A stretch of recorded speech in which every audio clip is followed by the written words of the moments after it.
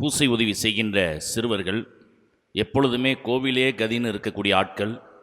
பூசை உதவி அப்படின்னா அந்த 2 பேர் தான் வந்து பூசை உதவி செய்வாங்க. அப்படிப்பட்ட ஒரு அருமையான பிள்ளைகள். அவங்க கோயிலை சுற்றி சுற்றி விளையாடுவது இப்படியெல்லாம் செஞ்சிட்ருக்கிறாங்க. திடீரென்று பக்கத்திலேயே கல்லறை தோட்டம், அந்த கல்லறை தோட்டத்துக்கு பக்கத்தில் கடலை தோட்டம் இருக்குது. இது 2 பேரும் பிளான் பண்ணியிருக்கிறாங்க. இந்த கடலை தோட்டத்தில் போய் கடலை எடுத்து நம்ம ஷேர் பண்ணி சாப்பிட்லாம் அப்படின்னு சொல்லி 2 பேரும் பிளான் பண்ணி 2 பேரும் கடலை தோட்டத்துக்கு போயிருக்கிறாங்க. அங்கே பார்த்தா சாமியார் ஒரு கேட்டு போட்டு வச்சுருக்கிறார். சரி, கேட்டு பூட்டி இருக்குது அப்படின்னோடனே, கேட்டு பூட்டி இருந்தால் என்ன, ஜம்ப் பண்ணி உள்ளே இறங்குவோம், கல்லையை எடுப்போம் அப்படின்னு சொல்லி கல்லையை பறிச்சிருக்கிறாங்க. முடிஞ்ச வரைக்கும் கடலையை பறித்து 2 டவுசர் பாக்கெட்லேயும் நொப்பிக்கிட்டு இதை எங்கே பங்கு பிரிக்கலாம் அப்படின்னு அவங்களுக்குள்ள டிஸ்கஷன். இது ஆள் நடமாட்டமே இல்லாத இடத்துல தான் நம்ம பங்கு பிரிக்கணும். அதுக்கு சரியான இடம் கல்லறை தோட்டம், அங்கே தான் யாருமே வரமாட்டாங்க அப்படின்னு சொல்லி அதுக்கு ஒரு பூட்டு போட்டு கேட்டில் பூட்டி இருக்குது. இவங்க 2 பேரும் ஜம்ப் பண்ணி அங்கேயும் குதிக்கிறான். ஒரு கல்ற மேட்டில் உட்காந்துக்கிட்டு கல்லையை 2 பேரும் பங்கு பிரிக்கிறாங்க.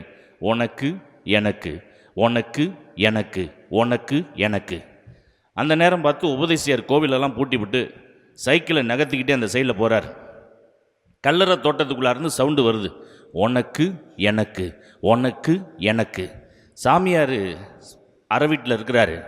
அந்த உபதேசியார் உடனே சைக்கிளை போட்டுட்டு ஒரே ஓட்டமாக ஓடியாந்துருக்கிறார். சாமி, கல்லறை தோட்டத்தில் ஏதோ பிசாசு அலற மாதிரி சவுண்டு கேட்குது, உனக்கு எனக்குன்னு வேறு சவுண்டு போட்டுக்கிட்டு இருக்கு. இதுக்கு இடையில் என்ன நடக்குது, இந்த கல்லையை எடுத்துக்கிட்டு 2 பேரும் ஜம்ப் பண்ணும் பொழுது அந்த கல்லறை தோட்டத்துக்கு வெளியிலேயே 2 கல்லை விழுந்துடுது. கேட்டுக்கு உள்ளார போனதுக்கப்புறம் தான் தெரியுது, டே 2 கல்லை வெளியில் கிடக்குது அப்படின்ட்டு இருக்கான். அதில் இன்னொருத்தன் சொல்லியிருக்கான், டே இருக்கிறத பங்கு பிரிப்போம், அந்த 2 கடைசியாக எடுத்துக்கலாம் அப்படின்னு சொல்லிவிட்டு 2 பேரும் உள்ளே உட்காந்து உனக்கு எனக்கு, உனக்கு எனக்குன்னு பங்கு பிரிச்சுக்கிட்டு இருக்கிறாங்க.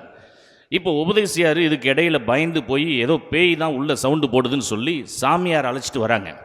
2 பேரும் மெல்ல நடந்து வந்து அந்த செவுத்துக்கு அதுகிட்ட காதை வச்சு பார்க்குறாங்க. உனக்கு எனக்கு பங்கு பிரித்து முடிக்கிற கட்டத்துக்கு வந்துட்டாங்க.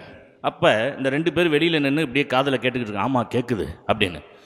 அப்போ ஒருத்தன் சொல்லியிருக்கிறான், இப்போ உள்ளே இருக்கிறதெல்லாம் பங்கு பிரித்து முடிச்சாச்சு, வெளியில் 2 கிடக்கு பாரு, அதில் ஒன்று உனக்கு இன்னொன்று எனக்கு அப்படின்னோடனே, ஆகா உள்ளே இருக்கிறது பங்கு பிரித்தது பத்தாதுன்னு நம்ம 2 பேர் தான் வெளியில் நிற்கிறோம், நம்ம 2 பேரையும் பங்கு பிரிக்கிறதுக்கு உள்ளே இருக்கிற பிசாசுக்கு பிளான் பண்ணது பிறகுன்னு சொல்லி இவங்க 2 பேரும் ஓட ஆரம்பிச்சிட்டாங்க.